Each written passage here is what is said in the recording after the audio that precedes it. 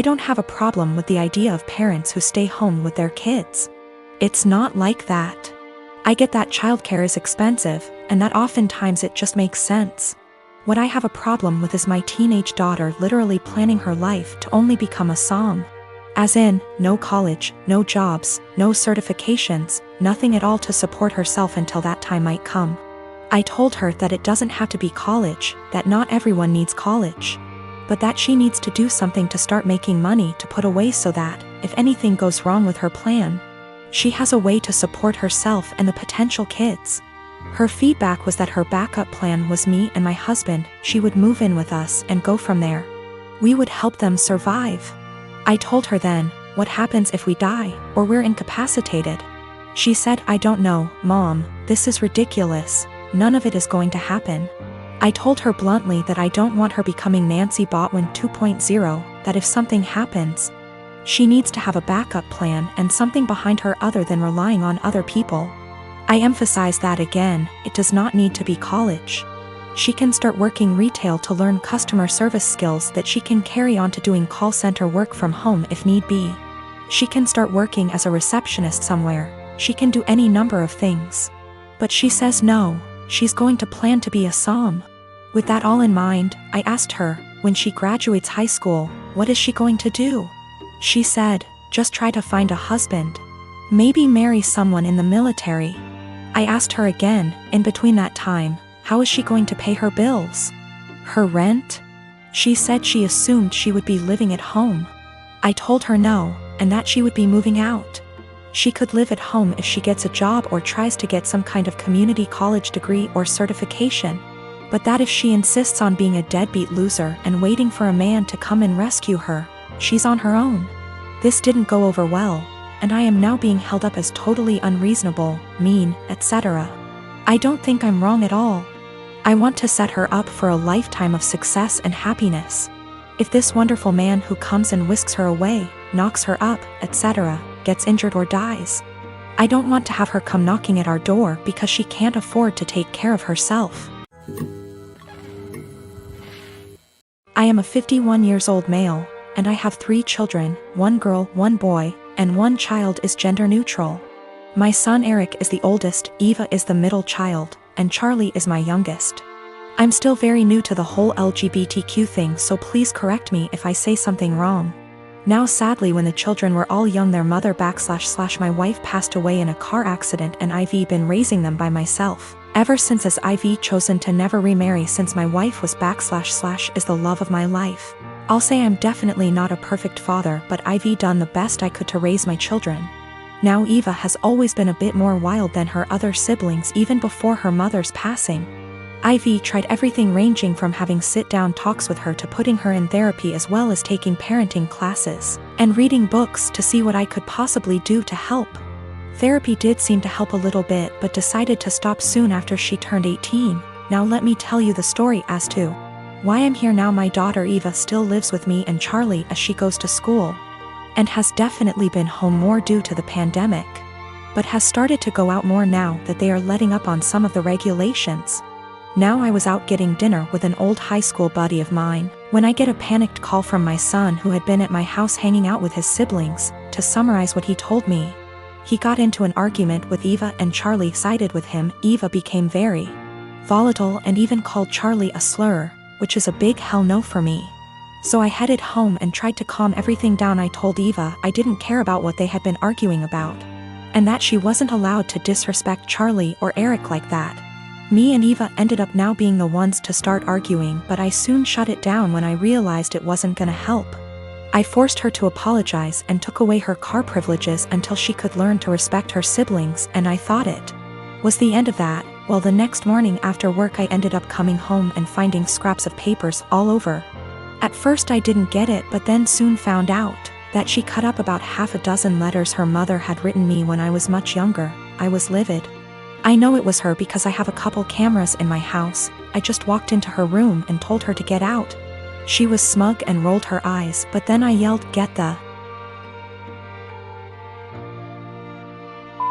out of my house," and she realized I was serious. She was crying and screaming, but I had felt sorta numb at that point, and she left with a friend of hers. But now I feel like I was being too harsh, but I wanna stand my ground. She did know about the cameras, but they're really just there for my dog. About a week after my post, I planted a wall of blackberries and raspberries at the two sides of my garden facing the driveway. About 30 centimeters from the edge, so no overhanging branches. On the other side of the berry wall, I planted lots stuff like strawberries and tomatoes.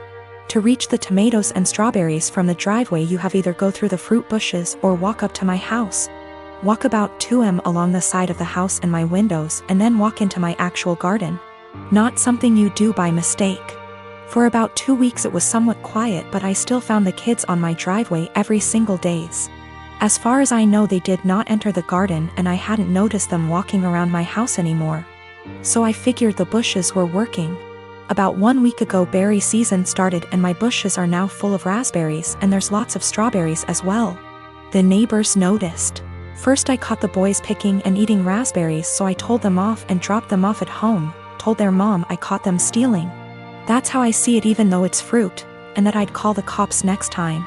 She huffed and told me to grow up, but took the boys inside anyway.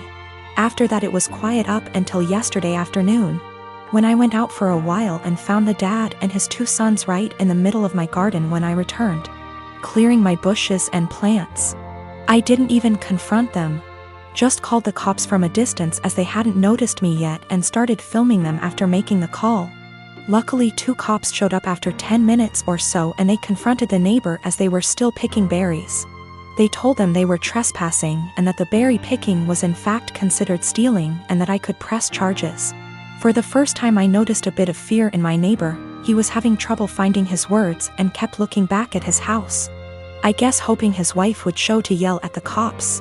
They all went inside with the cops, so I just went home as well. After a while the cops came by and asked me if I wanted to press charges. I asked them if they felt like they scared the neighbor enough to stay away. I got a small smile and yes, about him, but the wife had just kept shouting at them and her husband about the little living next door.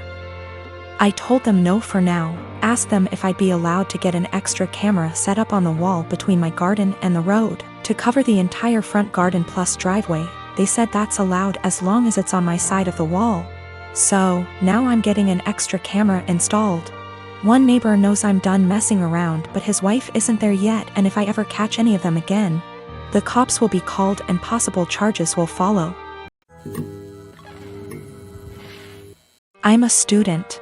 I have a student bank account, where my college gives me money for transport when we had physical classes, or scholarship.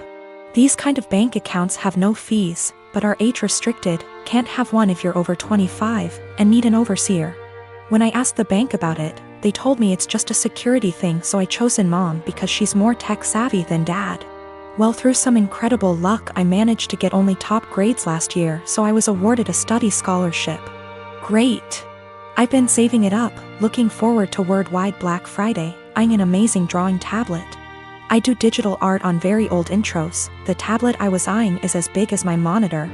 Is a display one and all around amazing. Black Friday rolls in, and Amazon, closest to me, has it in stock at an amazing price. A price I could afford. I was so damn happy, I ordered it. Then I got a notice that the bank refused the card. I emailed Amazon, their customer service is so fast, and we went over the card details and such, making sure it was all right. It was, and they advised me to call my bank. It was odd, I had bought things online in the past with this card and it went through. I had enough money for it, even extra, so I thought maybe they had technical difficulties. But it was too late in the day to call, and they don't work weekends, so I left an email. Only to find out today that for big transactions they ask for agreement from the overseer, and that mine canceled the transfer. I was like WTF and confronted mom about it, who throughout the weekend acted oblivious. And she told me that of course she couldn't let me throw money on something I don't need, and that I wouldn't have money for Christmas presents if I bought that. Then she had the audacity to ask me what I was planning to get my family this year. I told her that they won't get anything more than a bread shadow from me, and I went to my room and cried on the carpet. I missed out on the offer. I can't afford the tablet anymore, and it's all because Mom wanted Christmas gifts. And no, I won't get her anything. Last year she got me a blouse too small for me that she later took for herself. She can gift herself this year too. Bread shadow, expression for nothing in my language. I'm going to make Dad the overseer and also open an account at another bank, a normal one, and transfer the money in small amounts to that one so I don't bother Dad with it. Also considering asking him just to be for form and the app to be on my phone so I'll be my own overseer. I am an adult in my country. I'm 20, going to be 21 in April. The law asks my parents to support me until I finish my studies, or at least until I'm 26. But I plan on moving out sooner. I'll do gift my sister and Dad. They have nothing to do with the incident and I love them lots. I love Mom too, but can't put up with her attitude any longer. Regarding what I'll give her, not sure yet. She didn't react like that because she got me the tablet already. It's not her character to get me something she can't use. Regarding the gift Dad's planning on, and which she'll claim is from both of them, Dad is going to build a bigger enclosure for my lizard. I may wrap my lizard's old branches nice and give those to Mom, as per Christmas traditions regarding naughty kids. And she doesn't like my scaly boy at all, so double points I goose. People saying that a drawing tablet is useless. But the question was if I was an A for the way I reacted and my decision to not give her a gift anymore. As it's my money, I literally can do whatever I wish with it, and a display drawing tablet is incredibly useful for an aspiring digital artist as myself.